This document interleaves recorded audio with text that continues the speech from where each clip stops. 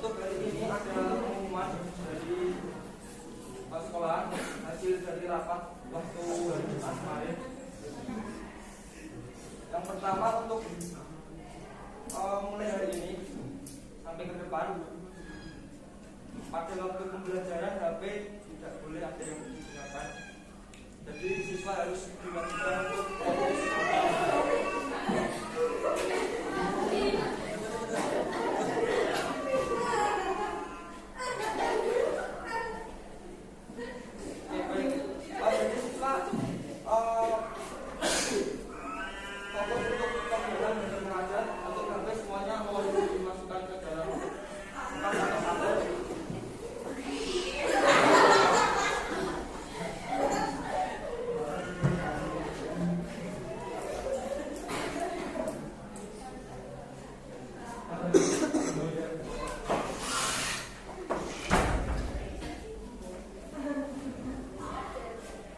Dan yang kedua, tanggal 19 September di depan nanti ya,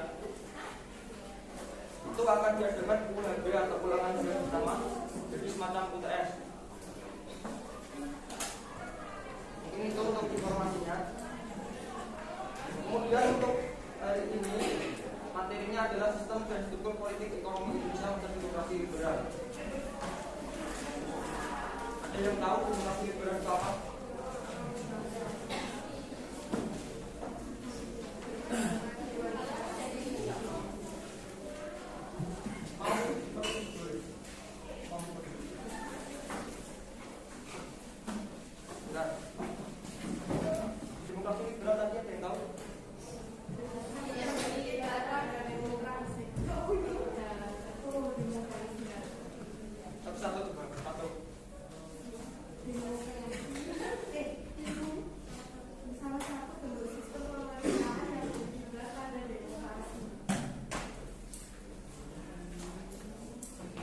Untuk demokrasi liberal ini punya demokrasi sistem politik yang digunakan di negara-negara Eropa.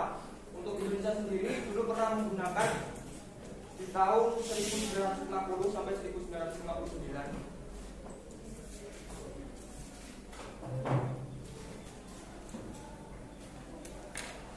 Kemudian untuk hari ini mungkin mau nonton film. Bukan film, video penjelasan tentang sistem pemerintahan pada masa demokrasi liberal. Jadi nanti ada penjelasan tentang kabinet Nasir, kabinet Sukiman, Wilopo dan yang lainnya. Kita mulai saja ya. Mungkin bisa minta tolong dihidupkan. Awal masa demokrasi liberal di Indonesia. Demokrasi liberal di Indonesia mulai sejak 12 Agustus 1950, yaitu setelah Republik Indonesia Serikat dibubarkan dan kembali menjadi negara kesatuan Republik Indonesia. Perubahan dalam konstitusi dari Konstitusi Republik Indonesia Serikat menjadi Undang-Undang Dasar sementara adalah latar belakang utama lahirnya demokrasi liberal di Indonesia. Masa demokrasi liberal di Indonesia ditandai dengan banyaknya partai-partai politik yang muncul dan bersaing untuk memperebutkan kekuasaan di dalam pemerintahan. Nah, yang kita ketahui bahwasanya demokrasi liberal ini adalah sebuah demokrasi yang bebas yang mengikuti pola sistem demokrasi Barat. Nah, pada waktu itu Indonesia mencoba untuk memakai sistem demokrasi ini guna menampung seluruh aspirasi rakyat Indonesia yang pada waktu itu terkotak-kotak oleh berbagai macam ideologi dan kepentingan agar dapat lebih teratur dan terkoordinir. Selanjutnya, bagaimana latar belakang lahirnya masa demokrasi liberal di Indonesia? Jadi sebenarnya demokrasi liberal di Indonesia itu disebabkan oleh karena pada waktu itu bangsa Indonesia sedang mencari undang-undang pengganti Undang-Undang 1945 yang belum berhasil dirumuskan. Pasca berubahnya Indonesia dari Republik Indonesia, Presiden Soekarno menginginkan kembali Indonesia menjadi sebuah negara kesatuan Republik maka dianggap perlu mengganti undang-undang dasar yang lama apabila presiden berhalangan dalam melaksanakan pemerintahannya. Selain itu, sistem parlemen ini juga pertama kalinya terjadi perpecahan yang menyebabkan Partai Masyumi keluar dari koalisi partai dan menjadi oposisi terhadap pemerintahan.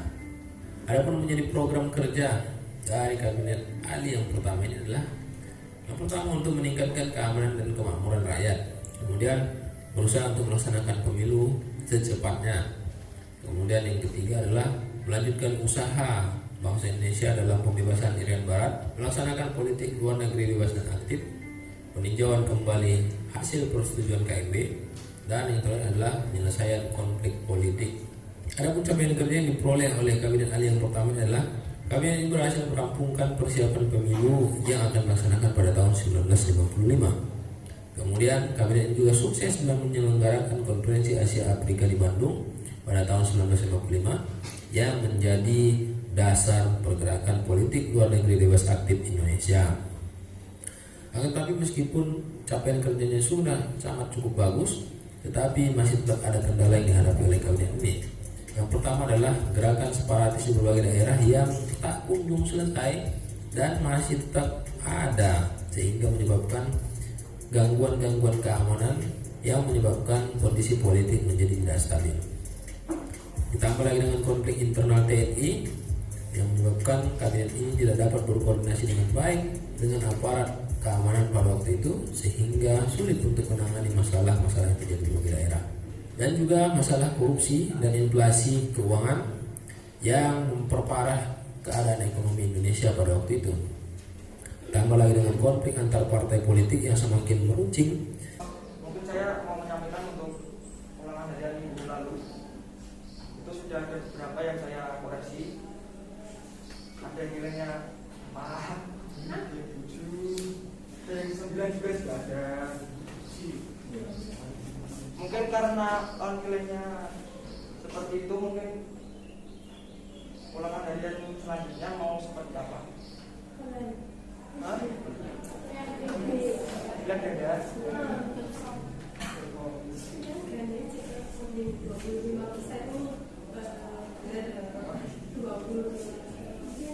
Bilang dada mau 20 soal bilang dada.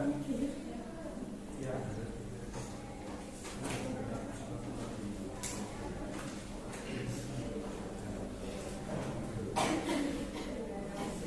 Untuk soal yang kemarin itu saya sudah menyesuaikan juga dengan materi yang sudah dipresentasikan, sudah saya konsultasikan juga kepada Bu Kartini dan disetujui oleh Bu Kartini. Tapi ternyata memang susah Pak. Susah apa nggak belajar?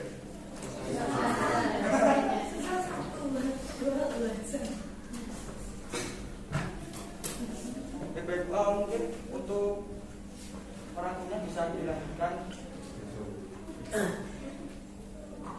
kapan aja, nggak apa-apa, yang penting jangan di mata pelajaran lain.